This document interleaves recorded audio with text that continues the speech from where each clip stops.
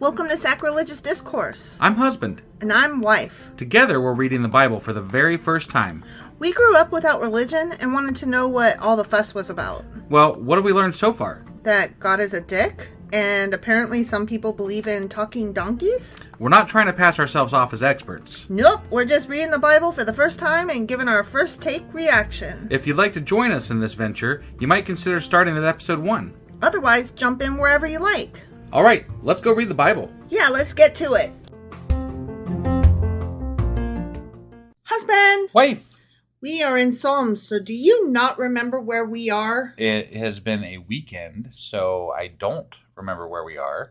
Where are we? Praise the Lord! No. Praise the Lord! Still no. He's our refuge and our rock. Not mine. Okay, that's all I got. Okay. That's all I remember. Sure. Yeah. But where were we last time?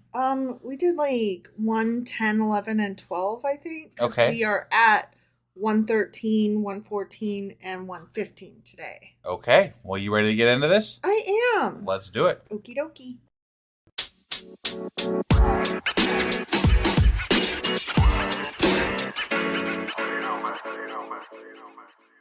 Alrighty, let's hop into Psalm 113. Okay. There's no super text, so No who super knows text. if it's a psalm or a hymn or if it's of David or Asaph or Korah or I don't know anything about it. I'm just going to jump right in. Praise the Lord. No. That's the first line. Still no, though. Praise the Lord. Praise, O servants of the Lord. Praise the name of the Lord. Let the name of the Lord be praised, both now and forevermore. Are we supposed to praise the Lord and praise his name? Praise him? All the praising. Don't Okay. forget to fear. Well, yeah. It didn't I'm tell sure us that yet. That's but probably coming. from the rising of the sun to the place where it sets, the name of the Lord is to be praised. To be praised. Mm-hmm, Yeah. Mm-hmm. The Lord is exalted over all the nations, his glory over the heavens. Who is like the Lord our God, the one who sits enthroned on high? I'm guessing no one, probably. Who stoops down to look on the heavens and the earth? I mean... Today he's tall. I guess. It's a big ball day. Right. He raises the poor from the dust and lifts the needy from the ash heap. He seats them with princes and with the princes of their people. He settles the barren woman in her home as a happy mother of children. Praise the Lord. Okay. He invented IVF. That was treatments. A lot of praise. The word Praise praise. the Lord. Yeah, so that was Psalm 113. Uh-huh. And it was praise for exalting the humble. Okay. It starts, praise ye the Lord, O ye servants of the Lord. Right. And in Judaism, Psalm 113 is the first of the 6 psalms comprising the Hallel, which is a prayer of praise and thanksgiving. Ah, okay. So we're reading half of those 6 today and the other half tomorrow. I see. And that will put us pretty much exactly in the very middle of the Bible tomorrow. Okay. Because tomorrow we'll be doing 116, 117, and 118. And guess what 117 is? What is the shortest one in the Bible? It is the shortest psalm, or it is the shortest verse in the whole Bible. I'm sorry, the shortest chapter. Yeah. In the whole Bible. Okay. But it's also the middle verse. Chapter. I keep saying verse. Let me start over. Ready? It's the shortest chapter and it's the middle chapter. Like if you just take all the chapters, regardless of what book they're in, and just lay them all out, Old Testament, New Testament, long book, short books. Yeah, that's the one. That's the very middle chapter. Okay. But also, the very next Psalm, Psalm 118, has the very, very middle verse. I see. So we are about in the middle. Tomorrow is the middle of the Bible. Got it. We're in the thick of it now, boy. Now, we've been doing this for years, and we're just now in the middle. The middle of the It's Bible. Crazy. And when we reach Psalms, we'll have finished half of the entire Bible. I see. Yeah. It just feels like we should be further along, I guess. You know, I'm like, damn. Mm-hmm. Mm-hmm. We've been doing this for 3 years. I said the middle of the Bible, but I meant the middle of the Old Testament. Oh, this is only the middle of the Old Testament. No. Listen. 117, Psalm 117 is the middle chapter of the entire Bible. Uh-huh. Okay? Yeah. And verse, 8 of Psalm 118 is the middle verse of the entire Old Testament? No, Bible. Oh, Bible. Okay. Bible. Where did the Old Testament thing come from? Because when we finish Psalms, Proverbs is the middle book of the Old Testament. Book. Oh, book. Yeah. Okay. Okay. I know it's confusing because we have a middle of the Bible chapter, a middle of the Bible verse, and then we've got a middle of the Old Testament coming up, Proverbs. Book. That's really fucking confusing. It is so fucking confusing. So I don't even know why we said it, but because I'm feeling very middly. Middly, yeah. We're in the middle of all the things. It's an adjective, apparently. Yes, it's very middly. Okay. Yes. All right. Yeah. Once we finish Psalms, we will have gone halfway through the entire Bible. Halfway through the entire Bible as far as like chapter and verse go. Yeah. And we'll have gone halfway through the Old Testament as far as the books go. Got it. Okay? Okay. So it's very halfy. Very halfy. Got it. Yeah. Halfy and middly. Yes. New adjectives to describe. It makes things. me happy. They're like Invented marker today. points. Invented today. They're marker points. Yeah. I love milestones. Right. And that's why after Psalms we're going to take a break. What about rhinestones? How do you feel about them? I am not a rhinestone cowboy. I do not down with the rhinestones. I also don't like sequins. Okay. Yeah. What about the bedazzler though? No, and it makes it sound like I'm not an ally to the LGBTQ people because they are renowned for loving rhinestones and sequins. But I can like them and still be an ally because I am still a member of that community. Gotcha. Are you telling me though you never wanted the bedazzler? No, I never wanted. You didn't want to bedazzle stuff? No, my mom did. That's why I didn't. Well, if you don't know what a bedazzler is, look it up. Do yourself a favor. Find the commercial for it too, because Jesus. Way to add those to your jean jacket in the 80s. Yes, yeah. It was crazy. I wanted pins. Yeah, they had pin. Yeah, I always wanted the pin maker. I did. I used to collect pins, and I wore them all over my jean jacket, and now I still do, but now they're not the same ones I had when I was a kid. Right. Yeah. Okay. All right. Sorry. Moving on. Now we're jumping into Psalm 114. It's just that was so short. I felt like I needed to add a lot of notes. I see. Yeah. Okay. Psalm 114. Again, no super text. Yeah. When Israel came out of Egypt, right? It just starts like mid. Sure. You know? Yeah. Okay. So when Israel came out of Egypt, the house of Jacob, from a people of foreign tongue, Judah became God's sanctuary, Israel his dominion. Okay. Okay. But it took a few years. The sea looked, from what I recall, and fled. The sea looked and fled. It looked. Oh, you mean like when he's part of the seas? The Jordan turned black. Oh, wait, it turned black. The mountains skipped like rams. The hills like lambs. This must have been a crazy sight. Why was it, O sea, that you fled? I don't know. That's amazing. Oh, Jordan, that you turned back? Oh, back, I said black.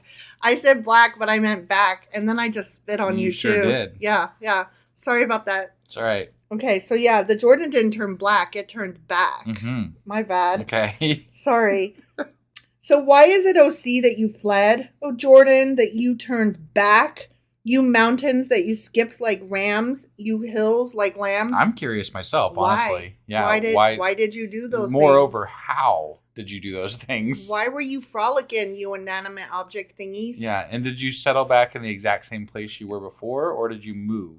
Did the mountains move? Tremble, O earth, at the presence of the Lord, at the presence of God of Jacob, who turned the rock into a pool, the hard rock into springs of water. Speaking of trembling mountains, right now apparently there's a mountain in Alaska that's getting ready to maybe blow. That's not a mountain. That's a volcano. Volcano, sorry. What's that? I mean, can't a mountain also be a volcano? I mean, a volcano is... Or a volcano, can a volcano also be a mountain? A volcano is a mountain, but a mountain is not necessarily a volcano. Right. No, I know. Right.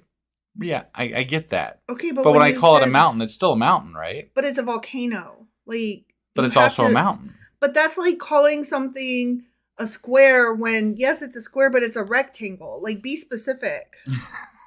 You can't just go around calling things by their, bigger titles if there's something that's more specific that tells people what the fuck you're talking about. Okay.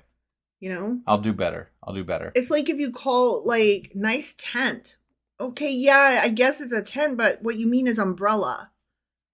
You know what I mean? I would never think to call an umbrella a tent. But a tent is a miniature... No, an umbrella is a miniature tent. Is it? It is. You seek shelter underneath it. I guess. Yeah. Yeah. I'm just saying, like, you have to use the thing that's more descriptive. Okay. You just do. All right. Yeah. All right. Psalm 114 notes. The wonders of the Exodus. Okay, did you get all that with those frolicking mountains? I mean, that was, if I saw all that stuff happening, I would be amazed. Would you be asking, why did you dance, oh mountain? I sure the fuck would. I might not say it like that, but I'd be like, babe, what the fuck are those mountains doing? Why are they frolicking? See, what is going on? See, here's the difference between me and you, right? Yeah. You would be like, babe, the mountains were frolicking. And I would be like, what? What do you mean? Show me. Tell me about it. What the fuck? And like, I would be asking questions, right? Mm-hmm. If I told you that, you would be like, no, they weren't. Like, period, the end. You'd be like, you're clearly off your fucking rocker. What did you eat today? Yeah. Like, I would totally believe you because I love you and because clearly you saw something. Uh-huh. Something. Yeah. But you would be like, no. And you would require, like with the marshmallows, like I couldn't just say, I put them here and they were there. Like I had to tell you the whole story and you were like, maybe it was the cat. And I was like, no, the cat was, like, you could not believe me. You couldn't just believe me that a thing happened. No, I believed you that it happened. No, I was looking for the answer as to how. Okay, but it comes across as not believing what I saw or what I heard. But you didn't even, I believed you.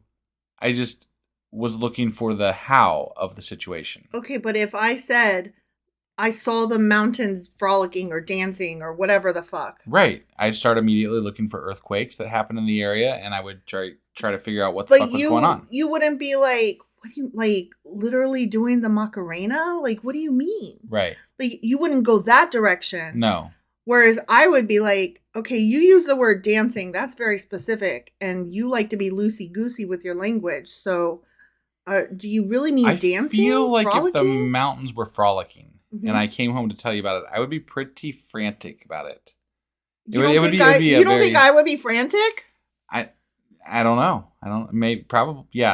Probably. I would.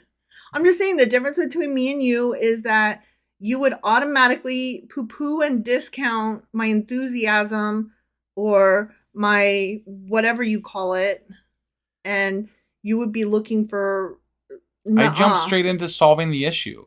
I jumped straight into, I want to figure out what the fuck is happening. No, and I get that. But I'm trying to explain the difference between us. And you're like taking it as an insult and trying to excuse it. I'm just saying, like, I would take you at your word that a strange phenomenon happened and then let's find out more about it. Got it. You would be like, that absolutely makes no fucking sense. What you said doesn't track.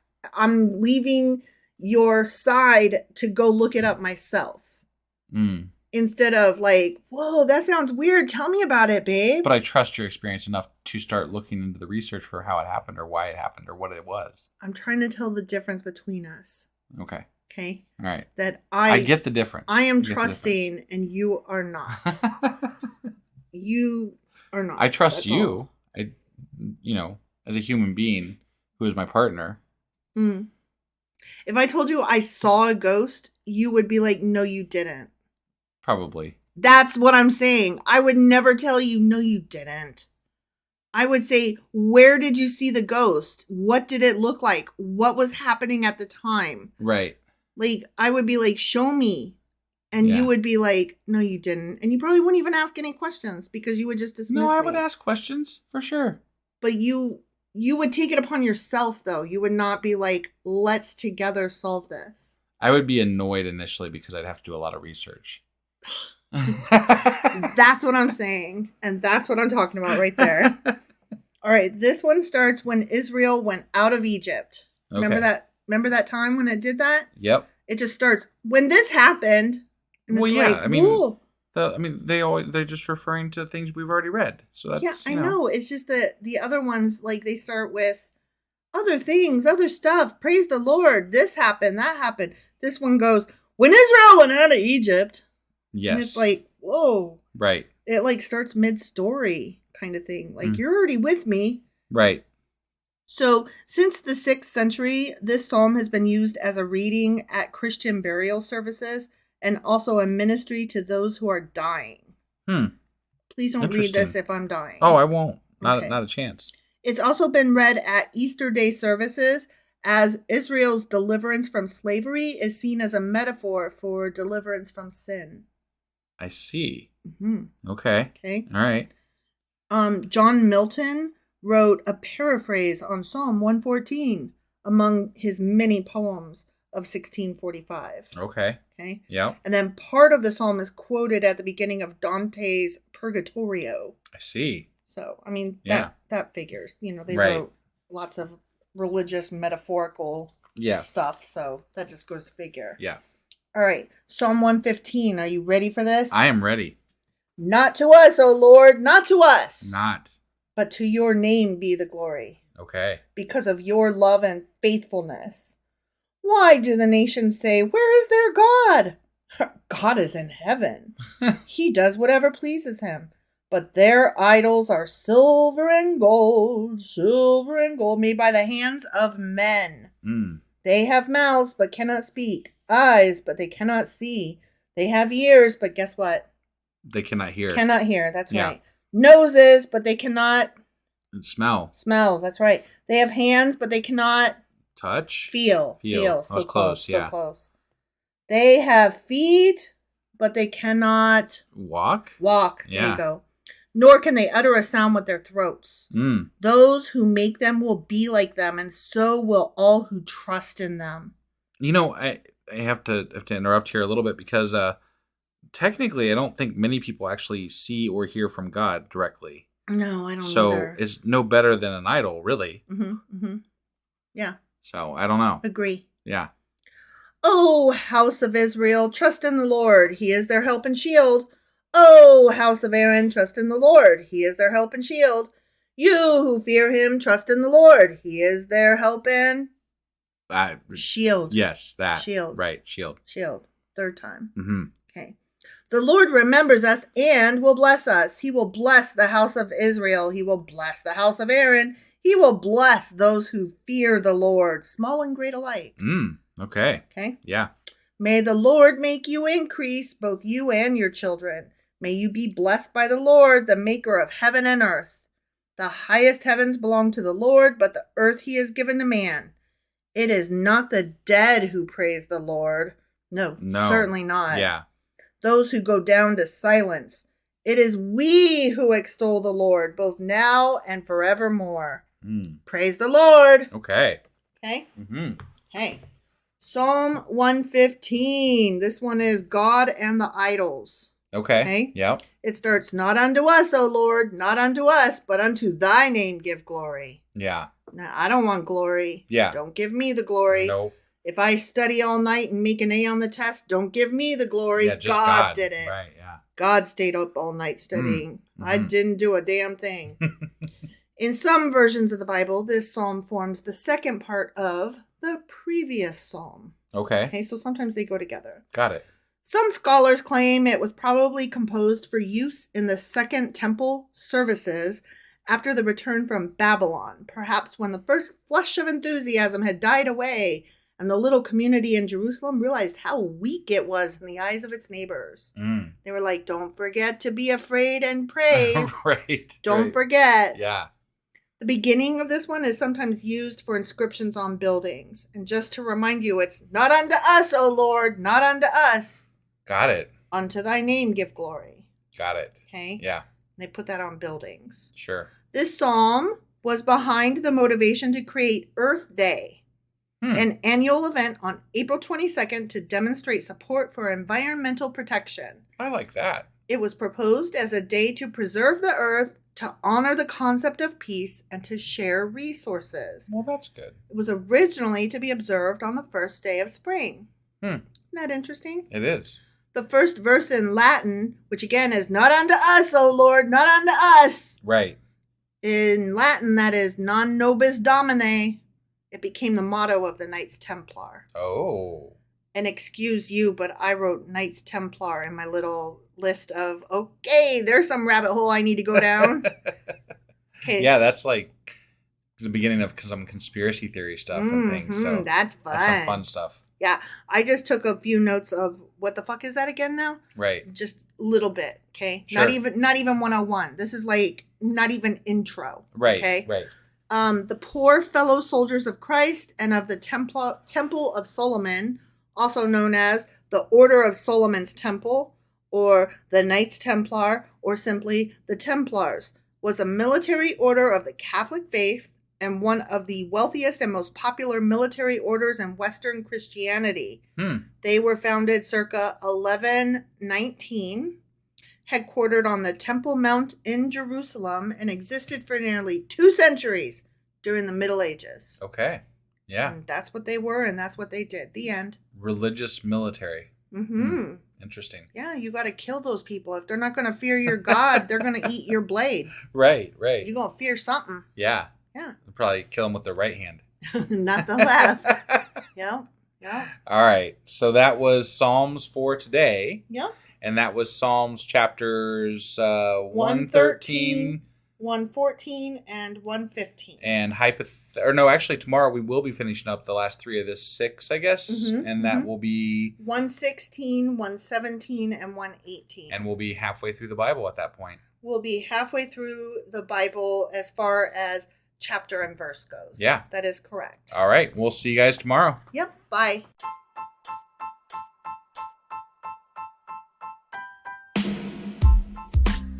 Hey, wife. I guess that's the end? But husband, that's just sad. It doesn't have to be. We are on lots of social media platforms like Twitter. Our handle there is sacrilegious_D. For D's nuts. Oh my God. Stop doing that. Anyway, we're also on Facebook, Instagram, and Pinterest. There's a link to all of our social media sites at our website. Ooh, we have a website? Yeah, it's sacrilegiousdiscourse.com, where you can also find a link to our merch shop. We have a merch shop? Yep, we have podcast-themed clothing, mugs, notebooks, and more, as well as an atheist and science-themed products. Wow, our fans should really go check that out right now. Definitely. They can get in touch with us by sending an email to sacrilegiousdiscourse@gmail.com. But before they do that, we could really use some help. Oh yeah? With what? Well, it's not free running the podcast, and we need some financial support in order to get better equipment, which will free up time so we can concentrate on our podcast and our fans. Okay, so what should they do? Head over to patreon.com/sacrilegiousdiscourse and sign up as a contributor on our podcast. Supporters there receive additional bi-weekly episodes that we record just for our Patreon members for as little as $2 a month. Also, we'd really appreciate it if you would like and subscribe on whatever platform you're using. And Apple Podcast reviews help us out tremendously. Like and subscribe. Leave an Apple review. Join us on Twitter. Support us on Patreon. That's a lot of instructions. Don't forget to say thanks. Thanks. Okay, bye.